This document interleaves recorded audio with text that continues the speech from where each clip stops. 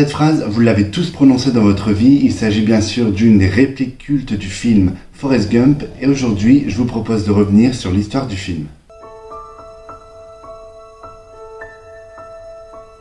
Si vous aimez ce genre de contenu, n'hésitez pas à vous abonner à ma chaîne, je posterai régulièrement des histoires concernant des séries et des films cultes.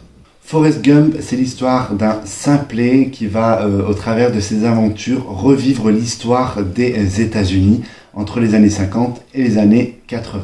C'est un film de Robert Zemeckis qui dure 142 minutes et qui sort en 1994 et qui va propulser littéralement sa star, Tom Hanks, au sommet d'Hollywood. Il faut savoir que l'histoire de Forrest Gump est avant tout un roman écrit par Winston Groom en 1986 et qui relate l'histoire d'un simplet qui va vivre des grands moments de l'histoire et qui va même changer l'histoire sans vraiment s'en rendre compte.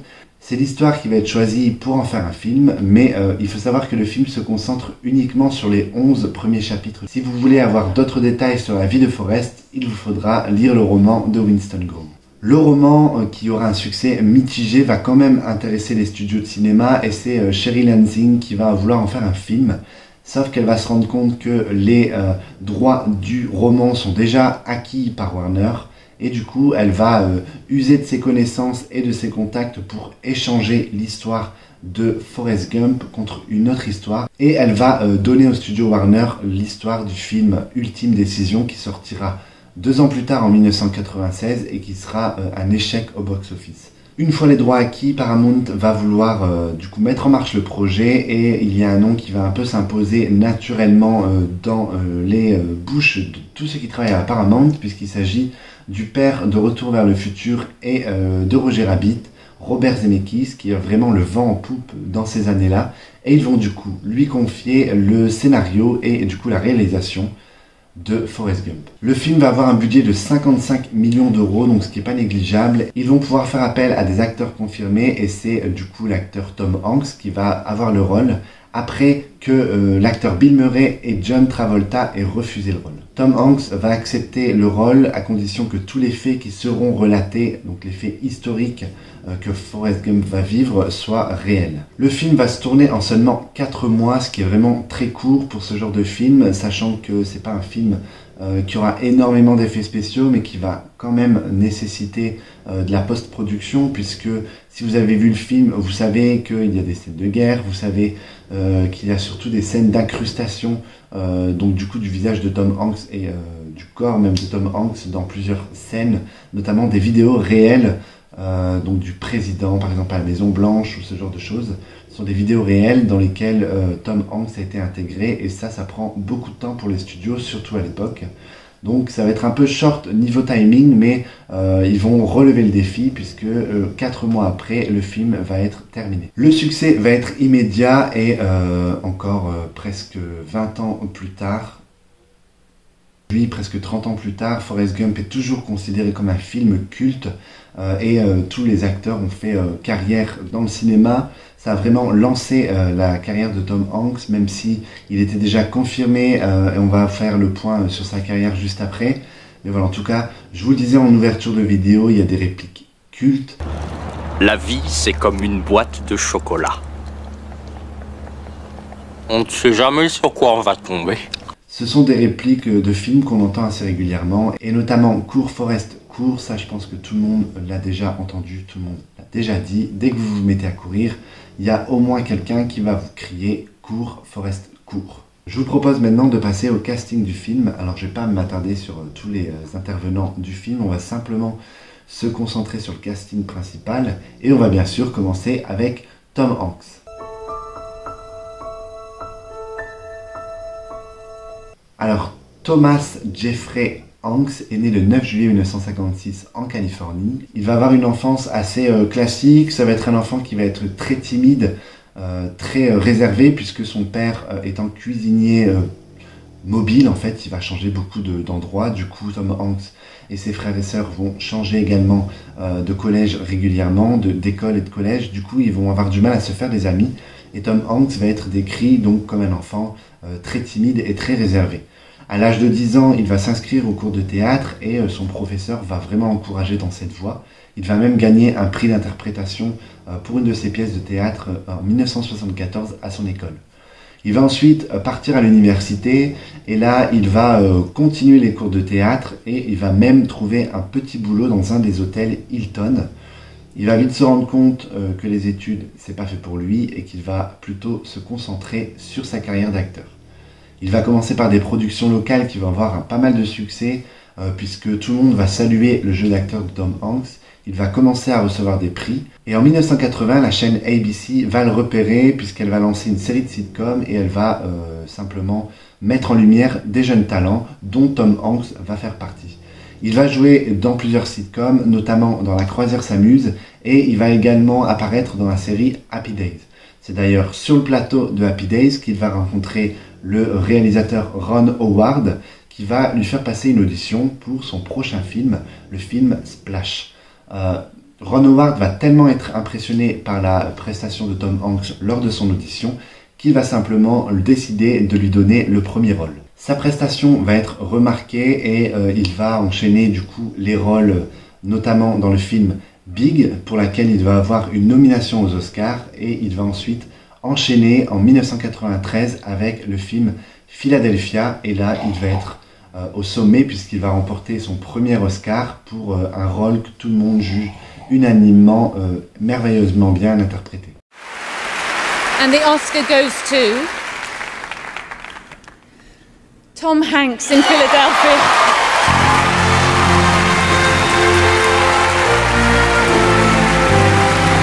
Juste après Philadelphia, je vous le disais en début de vidéo, après le refus de Bill Murray et de John Travolta, Tom Hanks va passer l'audition pour le rôle de Forrest Gump. Maintenant, on va passer à Robin Wright qui joue le rôle de Jenny, l'amoureuse de Forrest. Et également, elle va avoir une enfance assez classique, très loin des plateaux. Elle ne sera pas une enfant star et elle va commencer sa carrière d'actrice à 18 ans, puisqu'elle aura le rôle de Kelly Capwell dans le soap opéra Santa Barbara. Elle va ensuite enchaîner en 1987 dans un film Princess Bride, qui sera reconnu bien des années plus tard comme un film culte. Elle va être ensuite castée pour le rôle de Forrest Gump. C'est un peu le même cas pour Gary Sinise, qui va avoir une enfance classique, qui va commencer assez tard le théâtre, il va s'y mettre à 17 ans. Et ensuite, il va obtenir des rôles dans des petites séries, notamment Côte Ouest et Rick Hunter. Ce sont les deux seuls rôles qui sont assez importants, juste avant qu'il soit casté également pour le film de Forrest Gump. Michael T. Williamson, lui, va également commencer assez tard. Il va faire sa première apparition à la télévision dans la série Starsky et Hutch. Il va ensuite enchaîner des petits rôles dans des séries et dans des films, notamment la série Deux flics à Miami. Il va ensuite jouer le rôle de Dwight dans le superbe film de Sauver Willy. Et ensuite, il sera au casting de Forrest Gump. Sally Field, quant à elle, va avoir une carrière assez jeune. Elle va enchaîner les rôles notamment de personnages assez rieurs, assez jovial, ce qui va la rendre assez populaire aux États-Unis pour le public. Ça va vraiment devenir une vedette des années 60, 70. Elle va ensuite enchaîner avec des rôles comme dans le film Norma Ray, Jamais sans ma fille, et bien sûr, on la verra aux côtés de Robin Williams dans Madame Doubtfire.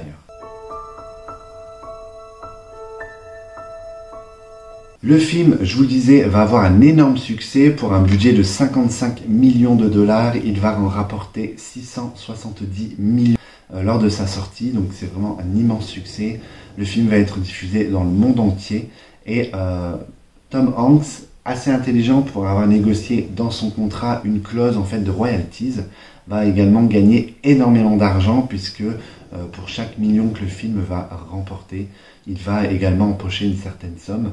Donc autant vous dire que c'est le jackpot pour lui. Sa carrière va être lancée, il va ensuite faire des grands rôles et des grands films. Le film va remporter énormément de récompenses, il va être la star des cérémonies comme les BAFTA, comme les Golden Globes. Il va être également la star du Festival de cinéma de Deauville. Et enfin, l'apothéose, en 1995, il va remporter 5 Oscars, dont le meilleur acteur pour Tom Hanks. And the Oscar goes to Tom Hanks and Forrest Gump. La musique du film va devenir également culte, ça va être un grand succès commercial pour l'album du film qui va sortir également dans beaucoup de pays. Il va être classé numéro 2 au Billboard Awards, donc au niveau du classement des albums aux États-Unis. Il va faire plus de 600 000 copies vendues en Australie. Il va y avoir 500 000 copies au Royaume-Uni et 150 000 copies vendues en France, donc c'est vraiment un gros succès. Le compositeur, c'est Alan Silvestri, même si le nom ne vous dit rien, vous avez certainement entendu plusieurs de ses compositions dans des films, puisque c'est lui qui va créer la musique de Retour vers le futur et de toute la saga d'ailleurs. Il va également composer la musique pour le film Bodyguard. C'est lui qui va composer la musique des Ensorceleuses, de Predator 2 et également du film Volcano avec Tommy Lee Jones. Le film va vraiment rentrer dans la pop culture et dans le quotidien de tout le monde avec notamment des phrases cultes. Mais vous avez aussi tiré du film une chaîne de restaurants qui va s'appeler Bubba Gump, donc pour la marque de crevettes comme dans le film. Donc il va y avoir des restaurants, il va y avoir énormément de citations et de références à Forrest Gump dans plusieurs autres séries et de films. Donc on est vraiment sur un film culte, c'est pour ça que je voulais vous en parler aujourd'hui. Je vous propose maintenant de découvrir quelques anecdotes et secrets de tournage. Il y en a que je n'ai pas sélectionné, mais voilà, n'hésitez pas à me dire en commentaire si vous les connaissiez et si vous en avez d'autres en stock. Dans la scène où Forrest monte dans le bus et il va se voir refuser de s'asseoir à côté de plusieurs personnes, cette scène est intéressante puisque le premier garçon qui va refuser à Forrest la place n'est autre que Alexander Zemeckis, le fils de Robert Zemeckis, le réalisateur du film. La jeune fille qui va ensuite refuser que Forrest s'assoie à côté d'elle n'est autre que Elizabeth Hanks, la fille de Tom Hanks. Et pour rester en famille, sachez que pour toutes les scènes où Forrest court à travers les États-Unis, lorsqu'il ne s'agissait pas de gros plans, c'était tout simplement son frère Jim Hanks qui courait, parce qu'il avait une meilleure condition physique que Tom. La scène d'ouverture où du coup Tom Hanks, alias Forrest, s'assoit sur un banc et commence à raconter sa vie. Le banc sur lequel Tom Hanks s'assoit est devenu du coup très connu, très culte, et aujourd'hui il a été enlevé de la rue puisqu'il est exposé dans un musée en Géorgie. Donc voilà, si vous passez par là, vous pourrez aller voir le banc qui a servi à la première scène culte du film. Vous l'aurez sûrement remarqué et reconnu, Haley Joel Osment joue le rôle de Forrest Jr. Il s'agit de son premier rôle, donc premier rôle dans Forrest Gump, franchement ça le fait. Et du coup c'est un acteur qui va devenir très connu, surtout dans les années 90-2000, puisqu'il va jouer dans le film Le Sixième Sens avec Bruce Willis, et on le verra également dans le film AI, Intelligence Artificielle. Et vous connaissez également sa sœur qui jouait dans la série Hannah Montana. Pour la petite anecdote, il faut savoir que l'actrice Sally Field, qui joue la mère de Forrest, n'avait en réalité que 10 ans de plus que Tom Hanks lorsque le film a été tourné. Chose qui ne changera pas avec le temps, donc en fait elle a toujours 10 ans d'écart avec Tom Hanks. Sachez qu'il existe une suite aux aventures de Forrest Gump, puisque l'écrivain Winston Groom, qui avait écrit la première histoire, a décidé de sortir un deuxième opus, juste un an après la sortie du film. Il y a un deuxième roman qui est sorti, qui s'appelle Gump and Company, et du coup vous pouvez suivre les nouvelles aventures de Forrest, donc ça se passe dans les nouvelles décennies, et donc c'est un roman qui avait également intéressé la Paramount. Ils vont acheter les droits du film et le projet va mourir un peu dans l'œuf après les terribles événements qui vont se passer le 11 septembre 2001 à New York. Et ils vont... voilà. Alors, j'ai pas trop compris le lien, j'ai vu ça dans plusieurs interviews, dans plusieurs articles. À partir du moment où il y a eu les attentats du 11 septembre à New York, Tom Hanks a refusé en fait de jouer, donc de reprendre son rôle de Forrest dans la suite.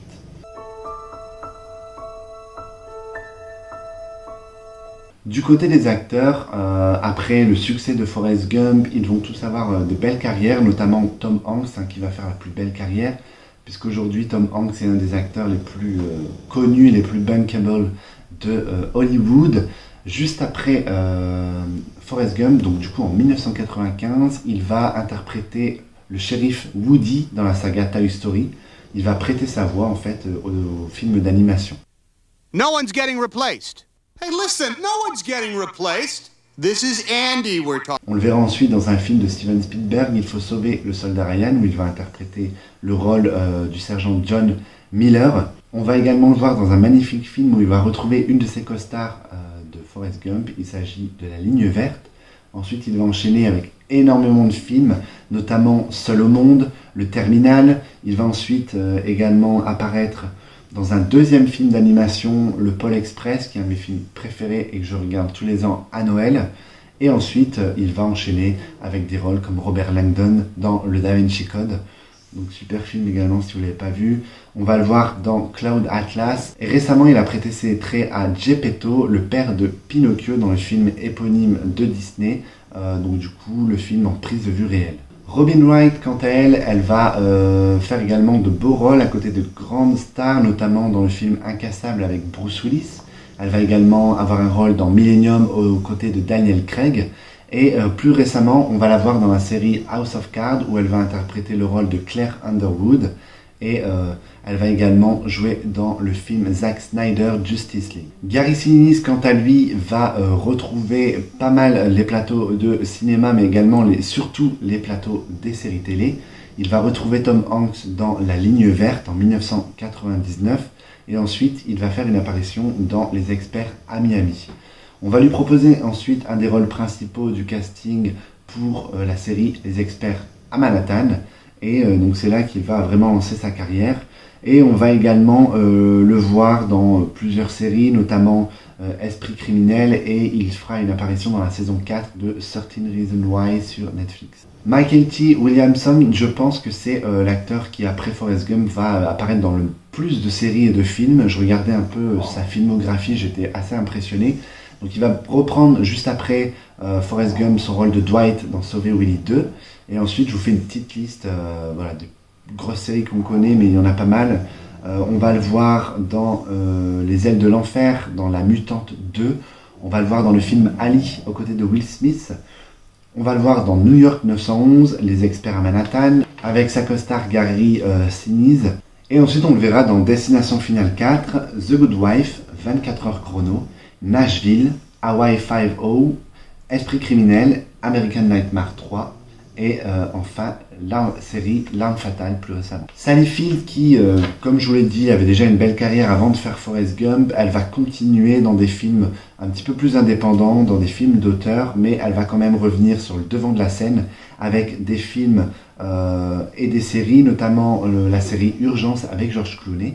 Et un peu plus tard, elle va jouer le rôle de Nora Walker. Elle va très très bien le jouer. C'est une de mes séries préférées, donc dans la série Brothers and Sisters, aux côtés notamment de Calista Flockhart. On la verra également dans le rôle de Tante May dans The Amazing Spider-Man. Voilà ce que je pouvais vous dire à propos de Forrest Gump. Donc j'ai essayé de faire une vidéo un petit peu plus courte. On revient bientôt avec une série. Je vais essayer de faire une fois un film, une fois une série. Donc n'hésitez pas à vous abonner si vous voulez suivre un peu ce genre de vidéos. Si vous aimez ce genre de contenu, n'hésitez pas à mettre un pouce, ça fait toujours plaisir. Et surtout, n'hésitez pas à me dire en commentaire si Forrest Gump fait partie de votre liste de films préférés. Si vous l'avez vu, si vous ne l'avez pas vu. Je vous dis à très bientôt et merci d'avoir regardé cette vidéo.